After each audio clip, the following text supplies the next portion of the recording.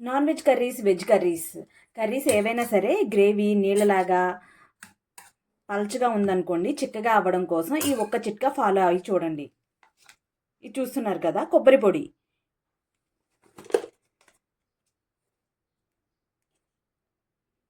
ఇలా ఒక స్పూన్ కొబ్బరి పొడి వేశారనుకోండి, కర్రీ మొత్తం అయిపోయిన తర్వాత నీళ్ళగా అనిపిస్తుంది కదా కర్రీ. ఆ టైంలో కొబ్బరి పొడి వేస్తే కూర చాలా టేస్టీగా ఉంటుంది, అలాగే గ్రేవీ చిక్కగా అవుతుంది. ఈ టిప్ ట్రై చేసి చూడండి, చాలా బాగా యూజ్ అవుతుంది. వెజ్ కర్రీస్ అయినా, నాన్ వెజ్ కర్రీస్ అయినా, ఏ కర్రీస్కైనా సరే బాగా యూజ్ అయ్యే టిప్ ఇది. ఇలా షాప్ నుంచి తెచ్చుకున్నవైనా సరే, ఇలా సూపర్ మార్కెట్ నుంచి తెచ్చుకున్నవైనా సరే, మనకి ధనియాలు, నువ్వులు ఇలా కొన్ని ఐటమ్స్ ఎక్కువగా పురుగు పడుతూ ఉంటాయి. బాక్సెస్లో వేసి స్టోర్ చేసుకుంటున్నప్పుడు ఎక్కువగా పురుగు పడుతూ ఉంటాయి కదా.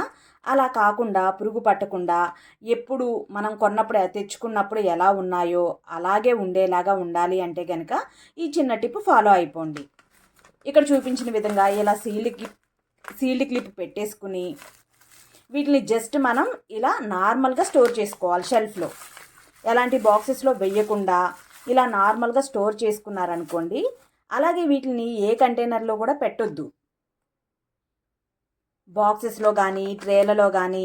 ఇప్పుడు ట్రేలలో మనం ఇలా జస్ట్ ఇలా పెట్టేసుకుంటూ ఉంటాం కదా, ఒకదాని తర్వాత ఒకటి ప్లేస్ చేస్తూ ఉంటాం కదా. అలా కాకుండా షెల్ఫ్లో నార్మల్గా ఇప్పుడు నేను చూపించిన విధంగా ఇవి ఎలా ఉన్నాయి ఇలా షెల్ఫ్లో పెట్టేసుకున్నారనుకోండి, ఎన్ని రోజులైనా సరే ఇలానే ఉంటాయి, పురుగు పట్టకుండా చాలా ఫ్రెష్గా ఉంటాయి.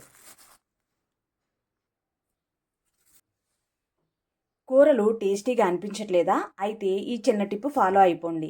మనం ఎప్పుడైనా సరే అల్లం వెల్లుల్లి పేస్ట్ రెడీగా ఉండాలని చెప్పి కొంచెం ఎక్కువగా స్టోర్ చేసుకుంటూ ఉంటాం కదా. అలా కాకుండా మనం ఎప్పుడైతే కర్రీ చేసుకుంటామో అప్పుడే ఫ్రెష్గా అల్లం వెల్లుల్లి పేస్ట్ చేసుకుని కర్రీస్కి యూజ్ చేసుకున్నామనుకోండి, కర్రీ టేస్ట్ చాలా టేస్టీగా ఉంటుంది.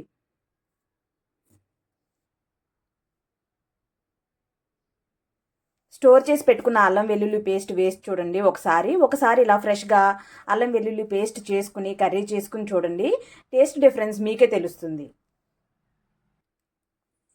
సమ్మర్ వచ్చేసింది, ఇంకా చూడండి లెమన్స్కి ఎంత రేట్ అంటే అంత రేట్ ఉంటుంది, మనం ఊహించలేమన్నమాట. ఒక్కొక్క లెమను 15 రూపీస్ పెట్టి కొన్న సమ్మర్ డేస్ కూడా ఉన్నాయి. కాబట్టి సమ్మర్ టైంలో మనం మనీ సేవ్ చేసుకోవాలి. అలాగే లెమన్ జ్యూసెస్ కానీ, లెమన్ వాటర్, అలాగే లెమన్కి సంబంధించి మనం అన్నీ చేసుకోవాలి అనుకుంటే ఈ ఒక్క టిప్ ఫాలో అయిపోండి.